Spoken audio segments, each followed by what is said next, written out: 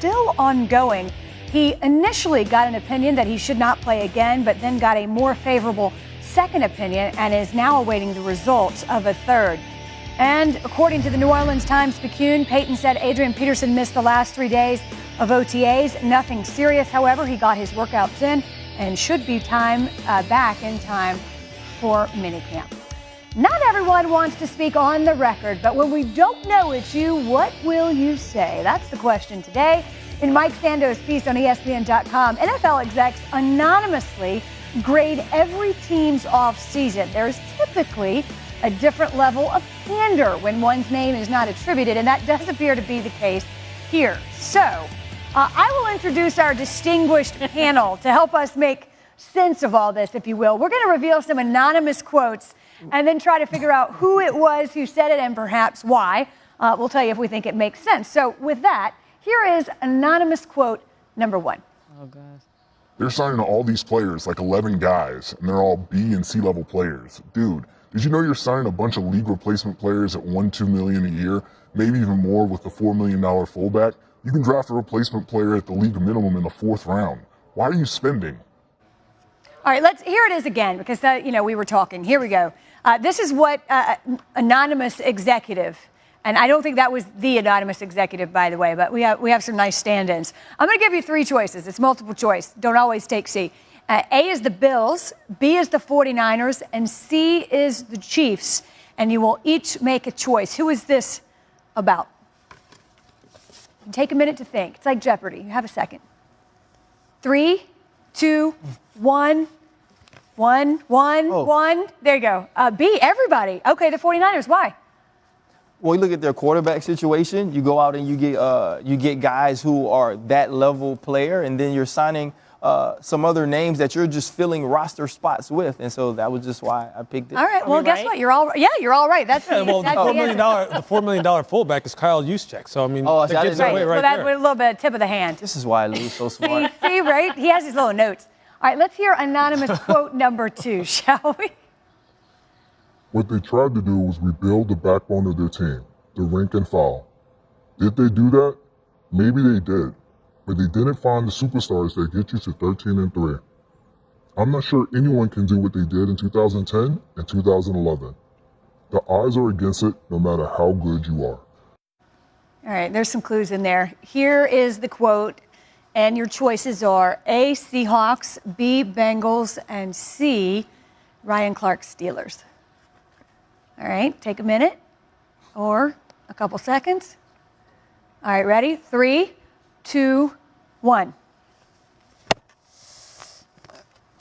Everybody says Seahawks. All right, answer please. The Seahawks. Oh! All right, Louis, why? It's like showing your work. You have to tell us why. Well, I mean, what they're saying here, I mean, obviously 2010 and 2011. Right. That's a giveaway. You know what? I mean, look, the backbone of their football team, the rank and file, was made off of back-end type of players who they wound up developing. When you're talking about guys like Cam Chancellor, Richard Sherman. And you know what? Seattle still tries to do that. Seattle tries to take a more economical approach, a more value-driven approach, whether you believe it or not, actually building their football team, build through the draft, find bargain-type free agents. And it's worked for them so far. We'll see whether or not they can do it again. The thing is, though, you strike gold when you get Richard Sherman and Cam Chancellor well, in the late rounds. But you know what? But you see, and you get Russell Wilson in the 3rd. But see, I'm not one of those people who believes that that's just luck. You just don't luck into those kind of players when you have that many people. Yeah. And it's good. Well, the most important part is it's great development. It's great understanding what you want and taking it and utilizing it. There's another team in the AFC who does that. The one that keeps winning Super Bowl. Wonder who that could be. It's just that this year they splurged. Is that anonymous, Louis? Is that anonymous? No, I'll put my name on it. No, way to go out on a limb. I love this voice. Where is Branch Rickey when you need him? Luck, the residue of design. All right. Anonymous quote number 3. At the end of this year, they're probably going to look at that roster and go, where is the talent? And they'll probably have to start over. I don't know why they didn't take another quarterback. I mean, you get 3 choices. I think 2 don't count. You got the Jets here, the Jaguars, and the Vikings. I mean, really?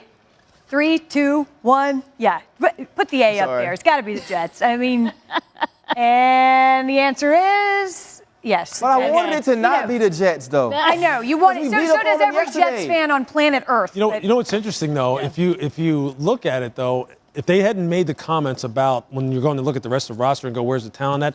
You could have picked B also because there were many people who thought, you know what, they should be drafting a quarterback now. The quarterback, the red flag there, I think. True, but I'm saying there are people who aren't buyers. There's people who aren't buyers of Blake Bortles. I just see, they seem light years away from the Jets situation. Well, the question there, where is the talent at? Some of them they're letting go with Eric Decker, so when they're looking at where's the talent at, they can look right there in their backyard. So. All right, one more. And they're starting over already. Yeah, well, I don't know if they've started yet, but soon enough. There's nothing wrong with starting over. No, when you do it. All right, let's hear the last one. Anonymous quote. Oh, gosh. Number 4. One more. Here's you guys are 3 going for 3. 3 for 3. Yeah. Here we go. You just jinxed us.